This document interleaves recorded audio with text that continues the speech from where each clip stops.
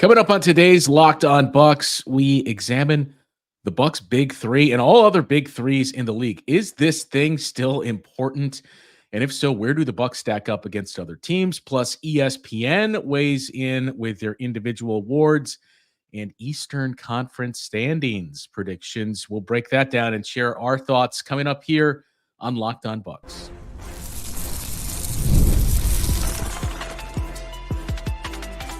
You are Locked On Bucks, your daily Milwaukee Bucks podcast, part of the Locked On Podcast Network, your team every day. And welcome into Locked On Bucks. I'm Justin Garcia, joined as always by Camille Davis. We thank you for making Locked On Bucks your first listen every day. Free and available wherever you get your podcasts. You can find us on YouTube as well. All part of the Locked On Podcast Network, your team every day. And today's Locked On Bucks brought to you by FanDuel. Now through September 22nd, all FanDuel customers can bet $5 and get a 3-week free trial of NFL Sunday Ticket from YouTube and YouTube TV. Visit FanDuel.com/lockedon to get started.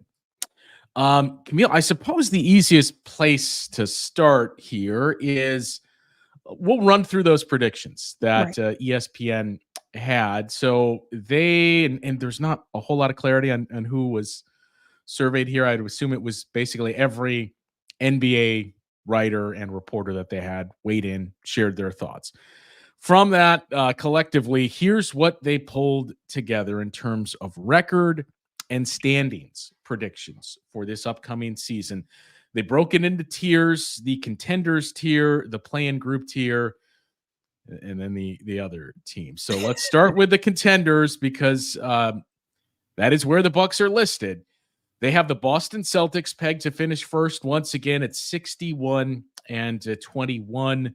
So it would be coming in, 3 wins under their total from a year ago. Yep. The New York Knicks to finish second. That's where they finished a season ago at 53-29. The Bucks finished third last year. That is not where they have them this year. They have the Philadelphia 76ers at 52-30, finishing third.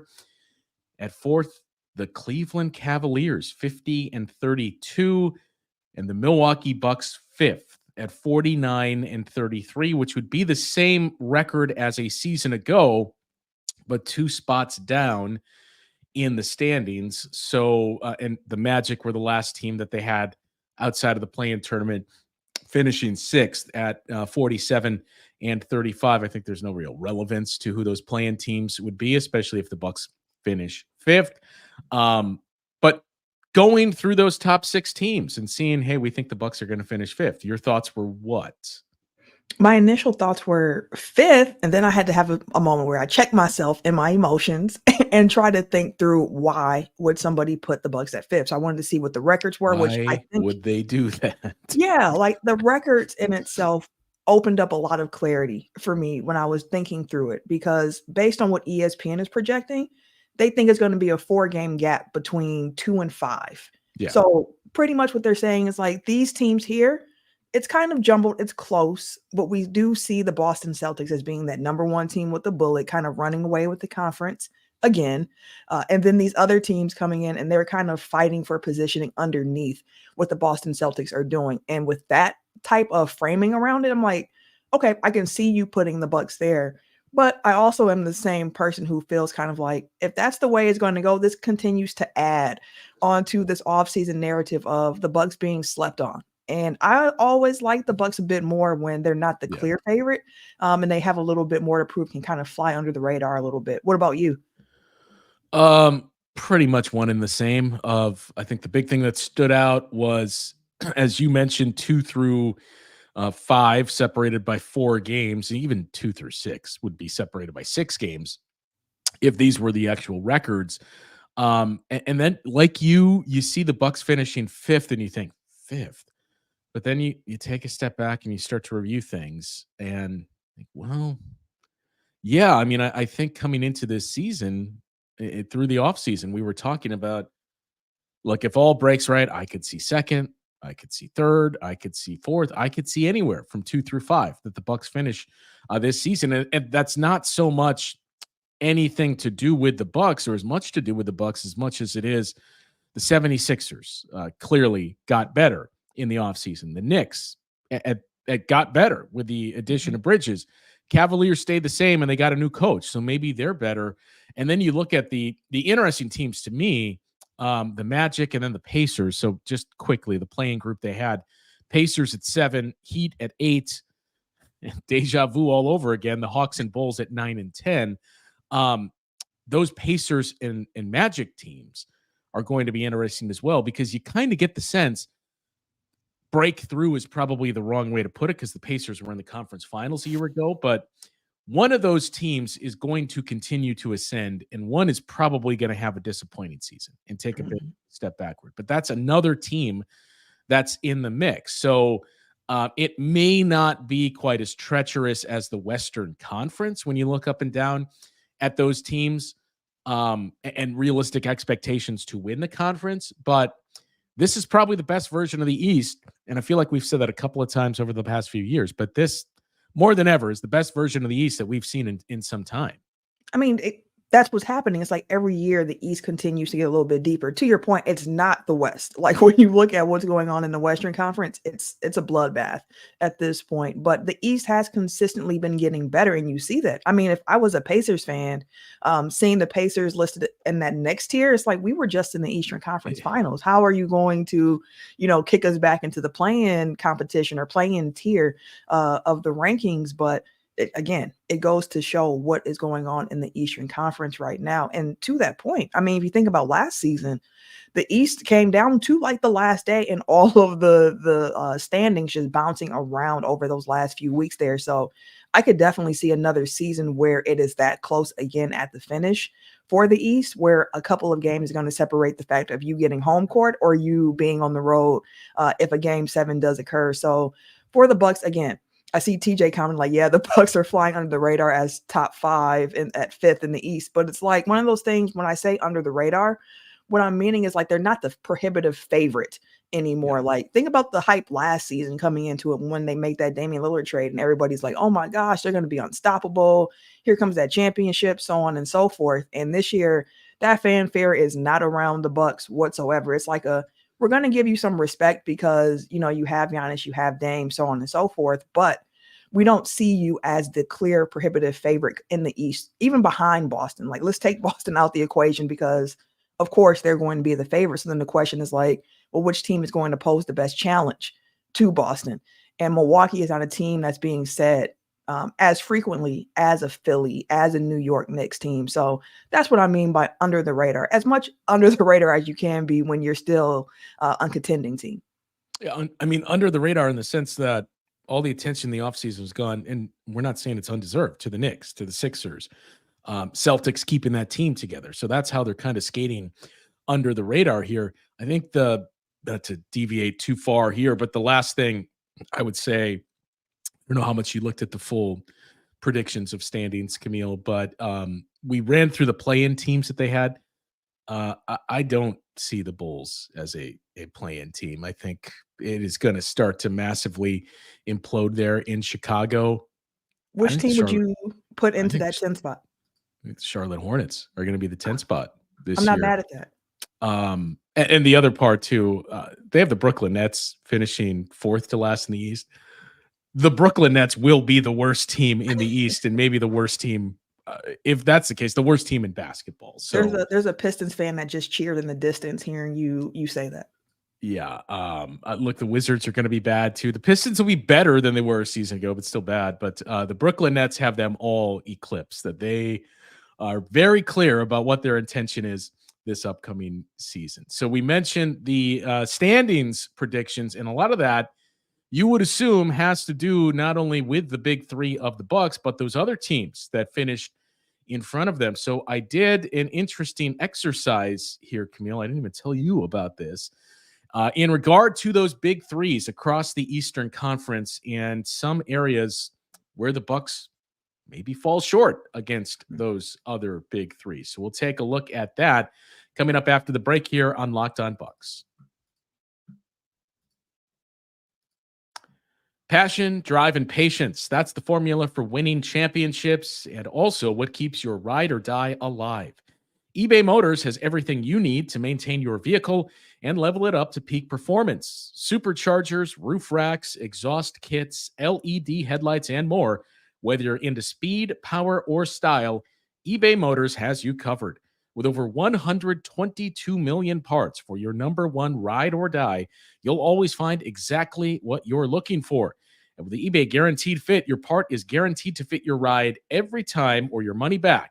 Because with eBay Motors, you're burning rubber, not cash. With all the parts you need at the prices you want, it's easy to make your car the MVP and bring home huge wins. Keep your ride or die alive at ebaymotors.com. Eligible items only. Exclusions apply. eBay Guaranteed Fit only available to U.S. customers. We thank you for making Locked On Bucks your first listen of the day. For your second listen, we invite you to enjoy the Locked On NBA podcast. As we know, there's no offseason in the league, and Locked On NBA provides daily basketball analysis from national and local experts in 30 minutes or less. No one keeps you as informed and entertained as Locked On NBA. Available on YouTube or wherever you get your podcasts. Part of the Locked On Podcast Network. Your team every day. All right, Camille, I should have created a graphic for this for our viewers in the live stream on YouTube here, but I took a look at the other big threes across. I started to do the league, and then I'm like, well, let's just keep this to the Eastern Conference. So 5 teams total that you could say the Pacers. What about Halliburton, Siakam, and then who's the third?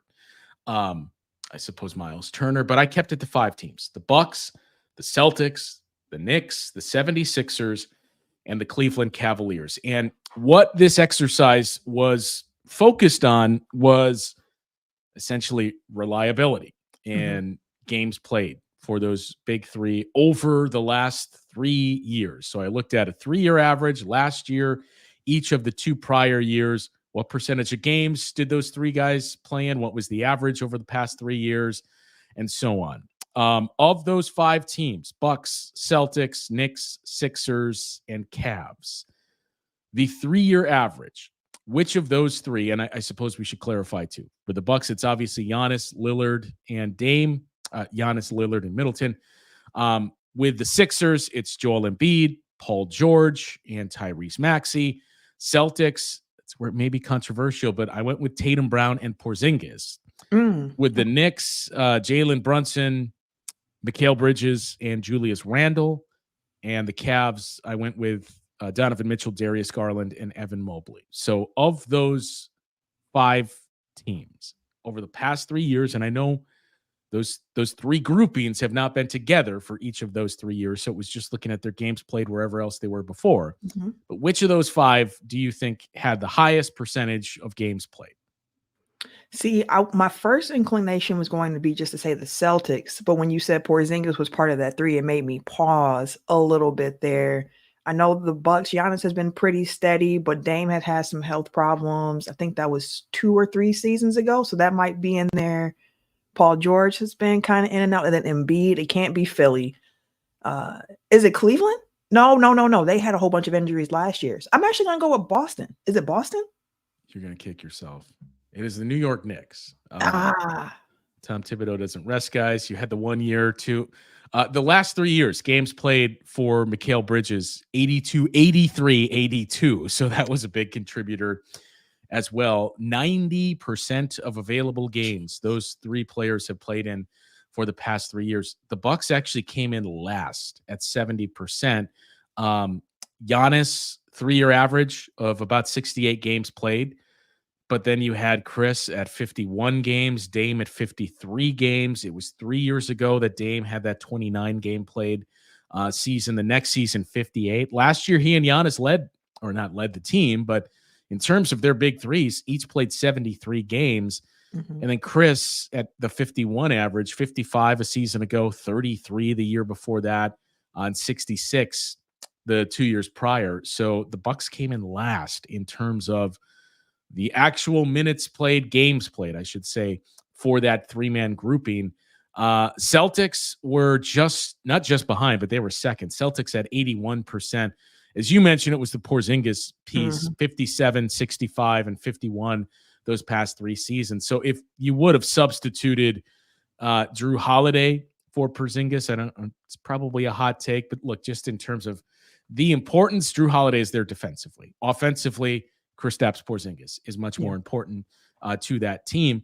So if you swapped out Holiday for Porzingis, that would have changed and bumped them upward. The Knicks, I mean, it's incredible when you look at the games played from that grouping. It was really last year from Julius Randle that brought that 90% number down. He played just 46 games a season ago.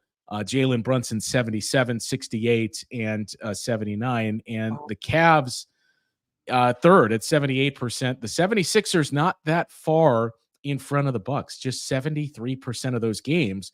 A big piece of that was Embiid last year playing in 39. But look, Paul George played in 74 games last season. The 2 years prior to that, 56 and 31. So there's still that question mark there. So I think that's the other big piece is when we talk about finishing fifth. Yeah, and I apologies, I don't remember who it was that tweeted this out, but just the view of, hey, here's a reminder of the Bucks' best 5-man groupings a season ago. And I think it was 5 total lineups. And granted, 2 of those players are gone in Jay Crowder and Malik Beasley, but just how far either in front of the pack or number 1 or close to 1 the Bucks were in net rating in those minutes with those lineups. So like you get that, but this other piece, when we talk about the games played, I think that's the big piece of we think they're going to finish fifth. Like, yeah, we trust it when those 3 are on the floor, but we're seeing it 70% of the time. Right. And that's not going to be something that is going to help you. That gets better as you get older. Right. Yeah. And it's not going to get better as you keep getting older. Like this is not a Benjamin Button team where there's a fountain of youth that you can age backwards. But no, that's really interesting to hear just the availability for these top 5 teams with the 5 trios in the East. And it does make me just kind of think about the framing of it, right? Because we always say availability is like your best trait that you can have. Like being available goes a long way. So thinking about the injuries that the past teams have had there, going into this season here, if you were just looking at those different trios and just ranking them, how would you rank them? Would you still have I would argue to say you probably wouldn't have the Bucks as the 5th best trio of that group. But again, so the framing of your question of like, who would you rather have in the playoffs? Yes. Boy, I know it's tricky. Yeah, I think it's pretty clear that there's a gap. There's 3 teams and then a gap of who would you rather have in the playoffs between the Celtics, Sixers, and the Bucks. If you want to say the Bucks are 3rd in that group, I can't really dispute it. I mean, look, it's kind of hard to say it's not the Celtics, given what they did last season and how much that worked, especially with Kristaps Porzingis. I would still say the 3 that I would want in the playoffs, if the Bucks aren't number 1, they're number 2. That I would go out of respect to the Celtics and what they did last year. Boston 1, the Bucks 2, the Sixers 3 for your big 3s that you'd want in the playoffs too as well. Because again, there's a reason that certain teams are starting to construct their rosters in certain ways because they saw what Boston just did. We know the NBA is a big copycat league. So to your point about just the respect for Boston, for sure, and then too the fact that you can change that 3rd guy to a few different people. Like I would actually say it's Porzingis. Like I would say it's Drew. Yeah. There's probably someone out there who would even say it's Derek White, but it just goes to show the depth that the Boston Celtics have. But again, just pure talent, and when they're healthy, like Giannis, Dame, Chris, super talented. I could see the argument that someone could have to put Philly in that 2 spot, just because of the jump that Maxey took, what Embiid has been able to do when he's healthy, and then having Paul George, as we mentioned, replacing your 3rd in that big 3 with Paul George instead of Tobias Harris is an upgrade for Philly for sure. So I do find it interesting. I think I would say the top 3 trios in the league all are in the East right now. I can't think of any Western Conference trio at this moment that I would put over Milwaukee, Boston, or Philly at the moment. So it's interesting to kind of think about the team construction as well. I mean, I think of like the Thunder with Chet and Shea and Jalen, but like I would still take those 3 Eastern Conference, assuming health, and not to start a franchise because that's when the age thing comes in as well. But just going into this season of just like best trios, I think that's kind of interesting that, in my opinion, the top 3 are all in the East. Yeah, probably. I mean, you mentioned the Thunder would definitely be in the conversation. I mean, the Mavs made the playoffs last year. I suppose you made the finals last year.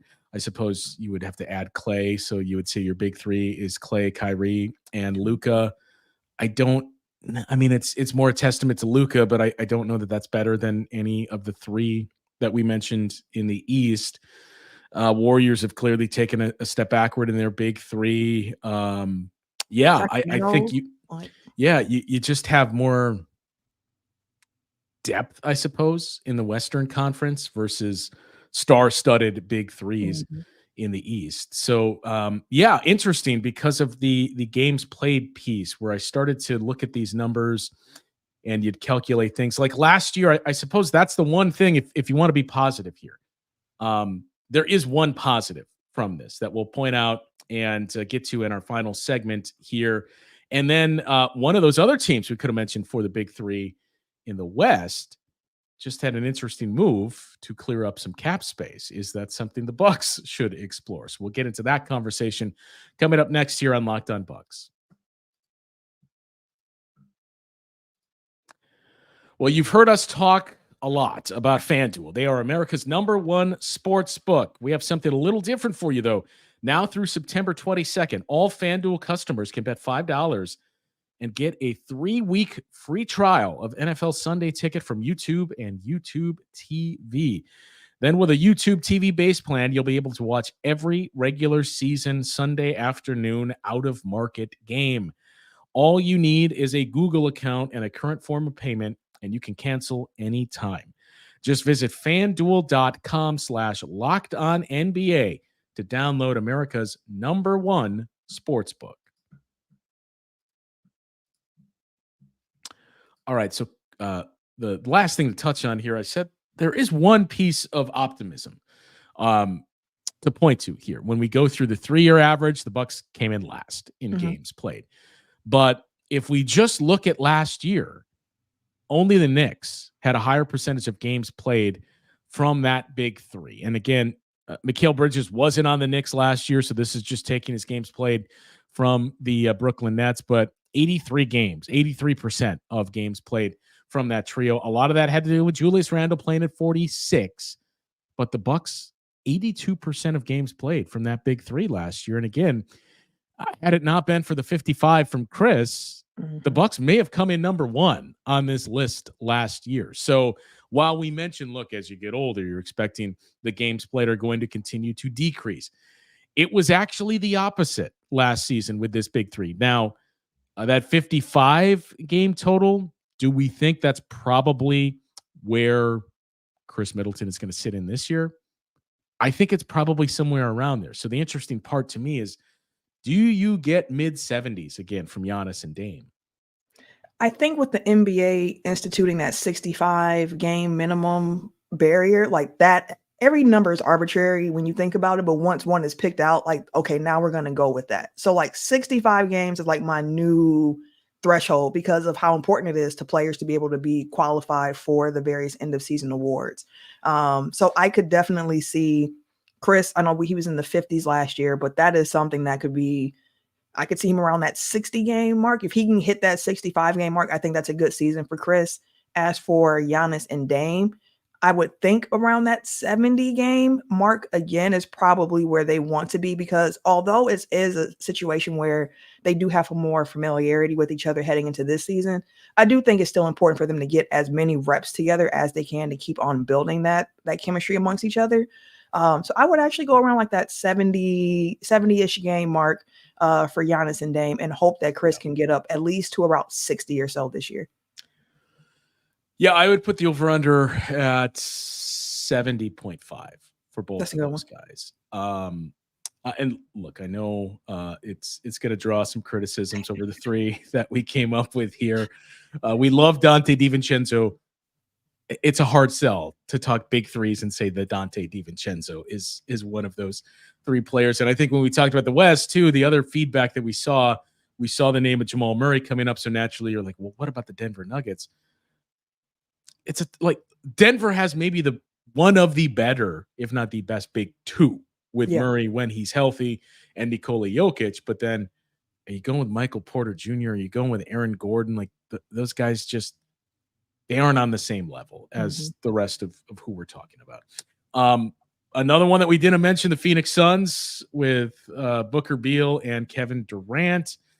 And Camille, we said how happy we were for Mike Budenholzer to be back in his home state and coaching the Phoenix Suns. But then at the same point, you kind of wondered, and what's that team going to look like? Like Bud is going to make them better, but they're up against it cap-wise even more than the Bucks. They got to continue to fill out the roster with a bunch of one-year veteran minimum deals that we saw leave. Eric Gordon is now in Philadelphia. And again, they replenished the coffer with more vet minimum deals. And now we see them creatively, I suppose the asterisk goes there, creatively coming up with ways to find some more cap space. They have waived and stretched Nasir Little and EJ Liddell. I don't have in front of me quite how much cap space that opens up, but I did see immediately when that happened on social and on Bucks Reddit, some Bucks fans chiming in with, hey, could we do this with Pat Connaughton or somebody else and free up some money? You could do something else. You could get under the second apron. I guess before I give my thoughts, what did you think when you saw this from the Suns and when you hear talk like that, if the Bucks should do this too? My first thought was, okay, what is their plan in doing this? And then I saw it's apparently because they're really high on Ryan Dunn and also Iguodala, where they're like, we want to be able to create more playing time for them.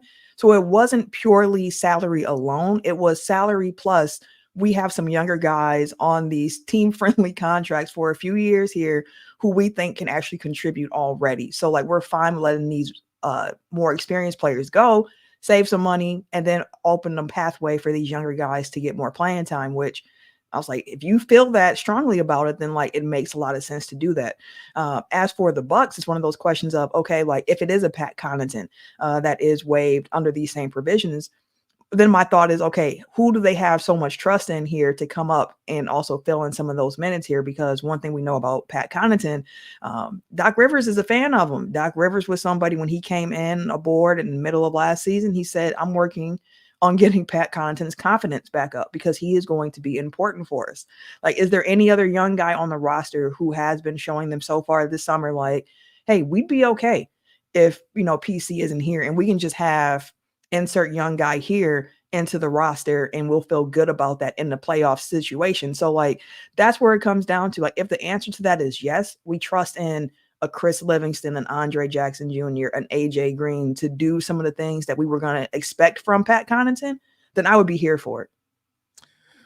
So the way it works is you basically double the length of the contract and then tack on one more year too. So in the case of Nasir Little, he had just over $21 million left and 3 years. So now you pay him out over 3 times 2 plus 1. So 7 years that you're paying him out.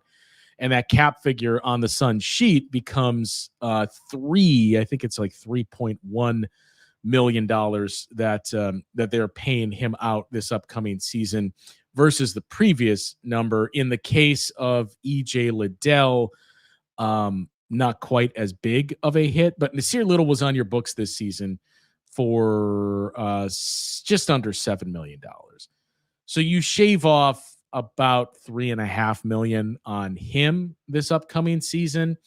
In the case of EJ Liddell, you're shaving off half of that.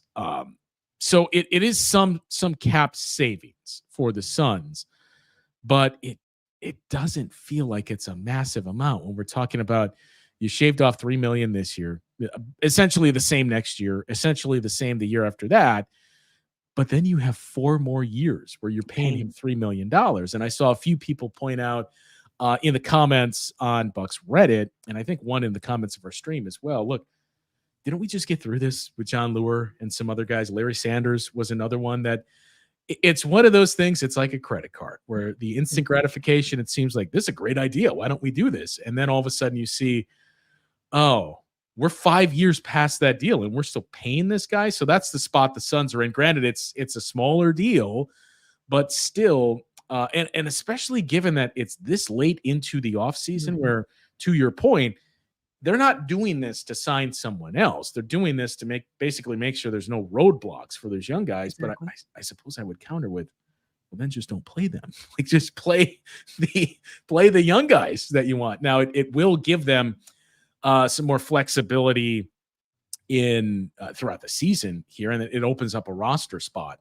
as well where they could add someone theoretically, but trades are going to be very, very tough because of the spot that they are in cap wise, similar to the Bucks, but worse.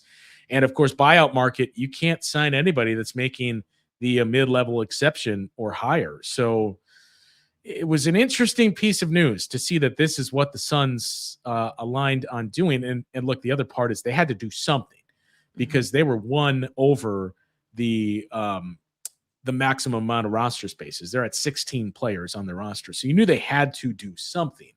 But especially with 1 year left when the immediate reaction is do this with Pat Connaughton or do this with this player. It's 1 year and then a player option. Like you're going to be paying Pat Connaughton for 5 years if this is the route that you go. And it's not like that contract, especially as we get deeper into the new CBA with the 10% cap spike going up next year and theoretically every year after.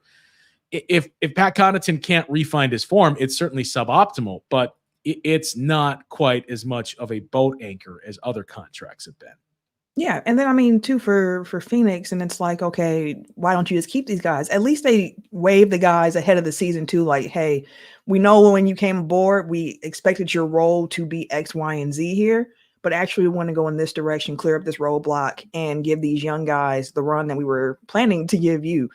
So you can try to find other opportunities somewhere else. We're not going to just hold you here to be on the bench, so on and so forth. So I do like that aspect of it from like just a player, a culture standpoint as well, of like, let's get these guys out, let them try to find something else if they can get more playing time. Although it's like it's August 22nd at this point where it's like a lot of teams rosters are pretty full. So it's like, good luck of trying to do something here. But no, I agree with you, especially with the way that the cap is going. The Larry Sanders one is the one that is burned into my brain here because I would go and check the Bucks cap and then you scroll down and you see like the dead cap and you're like, how are we still paying Larry Sanders? Like that was a whole different era of Bucks basketball. So yeah, I get the instant gratification of it, but yeah, I don't know if the Bucks need to go that particular route at this point in time, given the fact that we don't have the answers at the moment. I mean, the Bucks probably do internally if guys are going to play over Pat, but I think that training camp is going to answer a lot of those questions for the team as well. And